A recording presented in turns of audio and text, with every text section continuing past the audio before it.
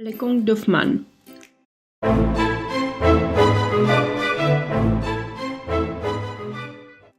An opera by Jacques Offenbach, or if you want the French pronunciation, Jacques Offenbach, a German-French composer from the Romantic period. Let's start with the characters of this opera. The main character is Hoffmann, based on the writer Ernst Theodor Amadeus Hoffmann, Romanticism, 19th century Germany, author of Gothic novels and several short stories he is about to experience himself. Then we have Nicklausse, however you want to pronounce that, his muse and also best friend. Now, Hoffmann has 4 lovers in this opera. First is Olympia, then Antonia, Giulietta and Stella. Olympia turns out to be a mechanical doll. Antonia has a very dangerous disease. Giulietta is a courtesan, and Stella is an opera singer. We also have 4 villains. You can read the names if you want to, but they are not that important. They're just old bad guys, all of them. They are usually sung by the same actor. Then other characters only appear in specific acts. So we have Spallanzani, who is the inventor who created Olympia. Then we have Crespo, who is Antonia's father. Next there is a servant. I just listed him because he sings an aria in the second act. And then we have Schlemihl, who is a former lover of Giulietta who was betrayed. So now we have the plot. There are 3 acts and a prologue and an epilogue in this opera. The main character, Hoffmann, is a poet. And in this opera he experiences the short stories or tales that the real Hoffmann, the writer from the 19th century, wrote.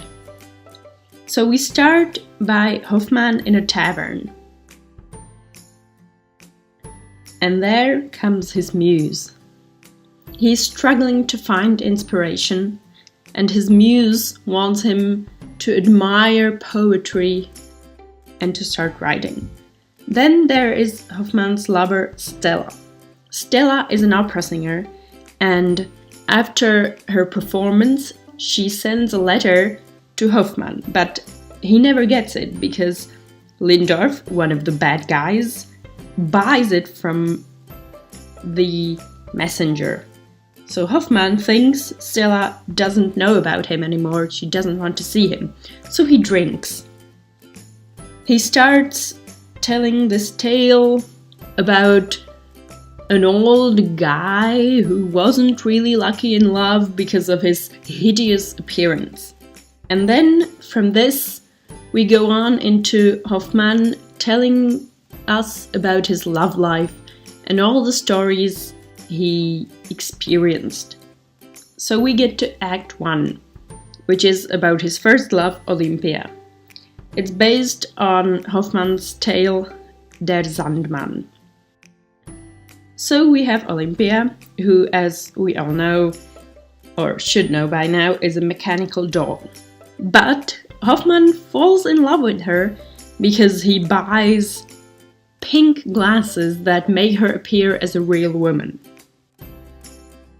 Now Coppelius, one of the bad guys, is the one who sold the glasses to Hoffmann, and then he sells eyes to Spallanzani, who is an inventor, and he uses the eyes for Olympia.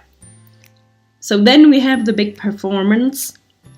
Olympia sings a great aria, and while she is singing, she breaks down multiple times and has to be rebooted. After she sings, Hoffmann falls in love with her, but then they dance together and Olympia breaks his pink glasses, so Hoffmann realizes she is not a woman and he is sad. Then also Coppelius finds out that Spallanzani paid him for the eyes with a fraudulent check, so he tears Olympia apart and the love is gone. So let's move on to Act 2, about Antonia.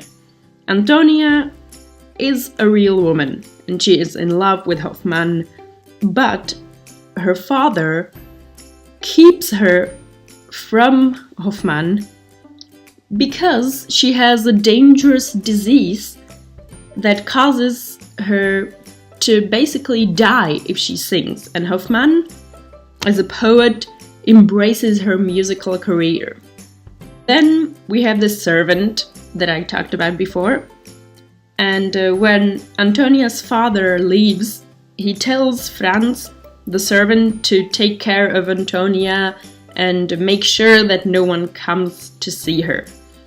The servant just sings a comical aria and he doesn't really pay attention to what is happening, so Hoffmann comes and once again he is reunited with Antonia. Then there is this Dr. Miracle, another bad guy, who comes and tells Antonia's father he wants to cure her. But instead of helping her, he makes her to sing to death. So then Antonia is dead and Hoffmann's love is lost. But Antonia's father thinks that Hoffmann is the one who made Antonia sing herself to death, so he wants to get rid of him. But he is saved by his best friend. And we can move to Act 3 about Giulietta, a courtesan.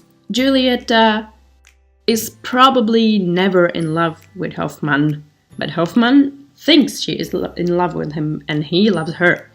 But Dappertutto, another villain, gives Giulietta a diamond if she steals Hoffmann's reflection in the mirror, which she does, so the love is gone. Before that happens, a jealous former lover, Schlemihl, challenges Hoffmann to a duel, but Hoffmann wins and Schlemihl dies.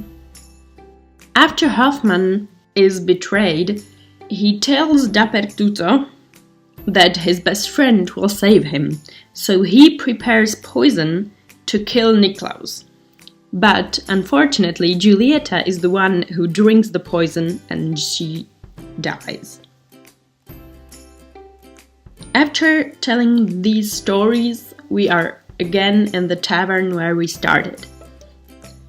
Hoffmann had a few drinks and he realizes that all of his lovers were an incarnation of the same woman who is now Stella.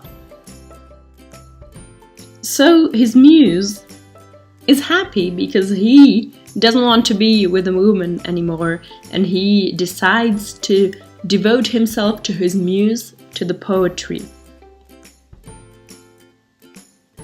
And Lindorf, the first bad guy, comes and takes Stella away. Hoffmann no longer wants to be with her. So now let's talk about a few arias from this opera. The first one is Il était une fois à la cour d'Eisenach.